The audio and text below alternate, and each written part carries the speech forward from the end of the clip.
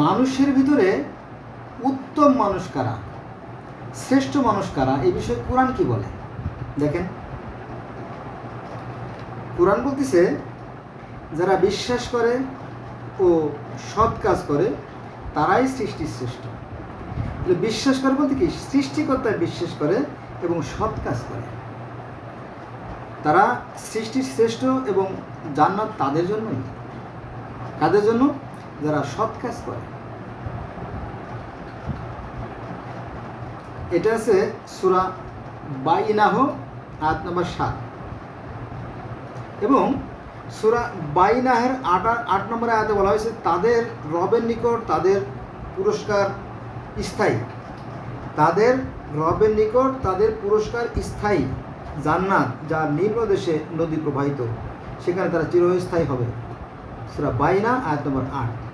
তাহলে জান্নাতে কারা যাচ্ছে? যারা বিশ্বাস করে সৃষ্টিকর্তায় ও সৎ কাজ করে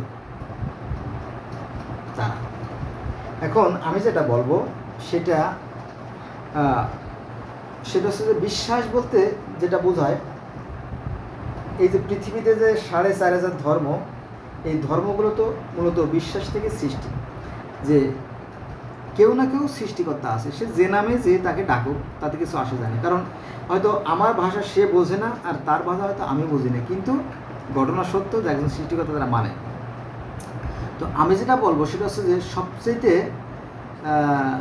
বিশ্বাস করেওয়ালা লোক বলতে আমরা জাপানিদের বুঝি। Japan, Taiwan, Laos, Cambodia, Vietnam, Thailand, এই সমস্ত অঞ্চল মানুষটা খুব সৎ, এবং আরও আছে পৃথিবীতে, আরও সৎ মানুষ আছে। কিন্তু আমরা হচ্ছে একটা অনাচারী জাতি, অত্যাচারী জাতি। যতই কপাল ঘষেন, যতই দাগ করে ফেলান, কিচ্ছু আসে যাবে না। ভালো কাজ করতে হবে। কোরআন তাই বলে, যারা বিশ্বাস করে সৃষ্টিকর্তায় ও সৎ কাজ করে তারাই সৃষ্টির শ্রেষ্ঠ। সূরা বাইনা আয়াত নম্বর 7। তাদের জন্য আছে চরম সুখের স্থান জান্নাত যেখানে নদী প্রবাহিত। সূরা বাইনা আয়াত নম্বর 8। বোঝা গেছে বিষয়টা? তাহলে জান্নাত কাদের জন্য? যারা সৎকর্মশীল। এখন সৎকর্মশীল বলতে আমি জাপানিদের বুঝি, যদিও তাদেরকে আমরা গালাগালি করি, গালাগালি করলে কিচ্ছু আসে যায় না। দেওয়ালে যদি ঢিল মারেন কিচ্ছু আসে যায় না, আপনার হাতে ব্যথা হবে ঢিল মারতে মারতে, আর ওই ঢিলটা দেওয়ালে লেগে গুঁড়ো হয়ে যাবে। ঠিক আছে? জাপানিরা অনেক সুন্দর, তারা সভ্য, নম্র, ভদ্র। সে দেশে গাউস, কুতুব, পীর, পয়গম্বর, আলী, আউলিয়া কিচ্ছু নাই, তবে মানুষ মানুষকে ভালোবাসে। আরতির থালা তসবির মালা আসিবে না কোনো কাজে, মানুষ করিবে মানুষের সেবা আর সব কিছু বাজে। এটা কবি কাজী নজরুল ইসলামের একটা কথা।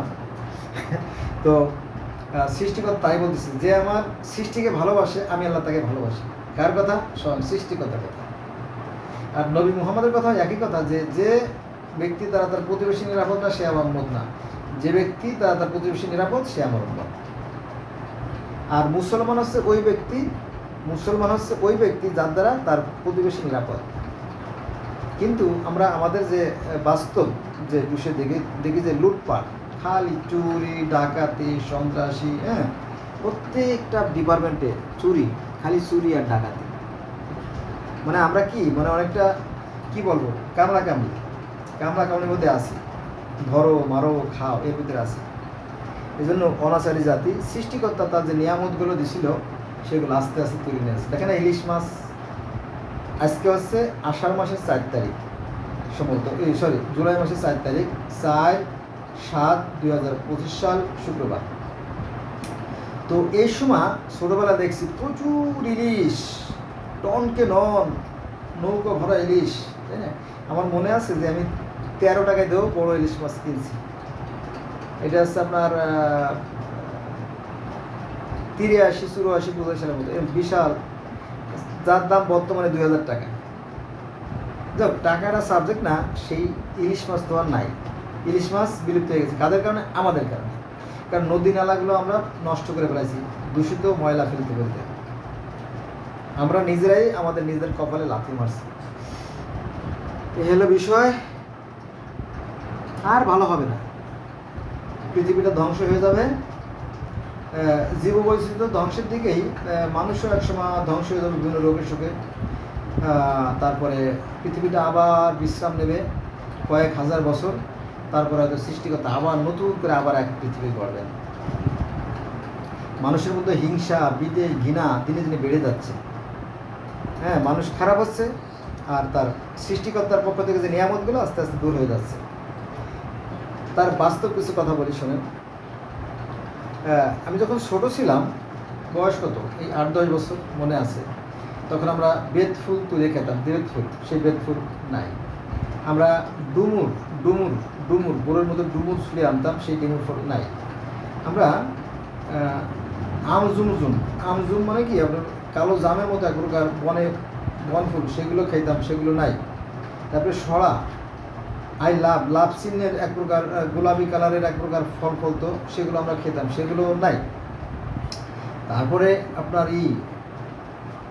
ওই রাস্তার পাশে কাঠবাদাম ছিল, প্রচুর পরিমাণ কাঠবাদাম, তারপরে আপনার বিলাতি গাব, এগুলো আমরা তুলে খেতাম। তারপরে নর্মাল গাব, সেগুলো আস্তে আস্তে বিলুপ্ত হয়ে গেছে। তারপরে খুদে জামের কথা বেশি বেশি মনে পড়ে। খুদে জাম বলতে টিকটিকি ডিমের মতো, টিকটিকি ডিমের মতো এক প্রকার খুদে জাম ছিল, ছোটো ছোটো ছোটো ছোটো গাছ।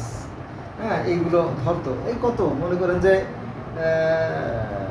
এই 4 ফিট 5 ফিট বা 3 ফিট উঁচু ছোটো ছোটো জাম গাছ ছিল। সেই জাম গাছ এখন আর চোখে পড়ে না। তবে গুগলে বা ইউটিউবে সার্চ দিলে পাওয়া যায় খুদে জাম, দেখবেন খুদে জাম। তারপরে আমজুমজুম আছে, টক, ছোটো ছোটো টক টক, সবুজ থাকে, পাকলে লাল হয়, তারপরে বেশি পাকলে কালো হয়। এরকম প্রচুর প্রচুর পরিমাণে শিশু খাদ্য দেয়ার আর অ্যাভেলেবেল ছিল আর কি। তারপরে বনের থেকে পেয়ারা, এগুলো আমরা তুলে আনতাম, সেগুলো এখন বিলুপ্তির পথে। আমাদের কর্মদোষে আমরা এখন খুব সচেতন হয়ে গেছি। গাছ লাগাই না, ভাইতে ঝগড়া করে আলাদা বাড়ি করি, বিল্ডিং করি, তাই না, আস্তে আস্তে।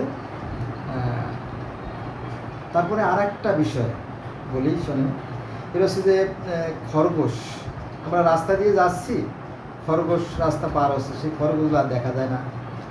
নাফারু খরগোশের মতো, সেগুলো দেখা যায় না। তারপরে বন মোরগ, সেগুলো দেখা যায় না। মানুষ বাড়ার কারণে এগুলো বিলুপ্ত হয়ে গেছে।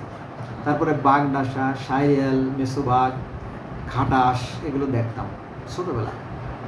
এখন 2-1টা আছে, এই অবস্থা, এগুলো ভবিষ্যতেও থাকবে না। মানুষ যদি একটু দায়িত্বশীল আচরণ করত এবং যথাইচ্ছা তারা জমি নষ্ট না করত, তাহলে ভালোই হতো। তো মানুষ সব খেতে চায়।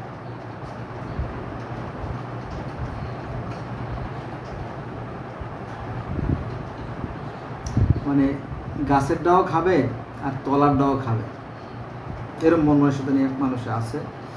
ফলে আমাদের কপাল থেকে সৃষ্টিকর্তার নিয়ামতগুলো চলে গেছে। আরও অনেক কথা আছে।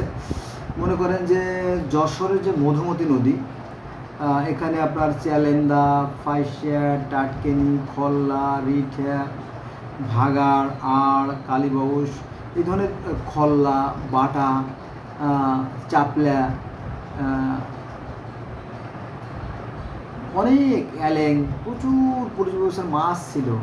সেই মাছগুলো বিলুপ্ত হয়ে গেছে। নদী আছে, কিন্তু নদী আছে, মানুষ অকাতরে মেরে একেবারে শেষ করে দিচ্ছে।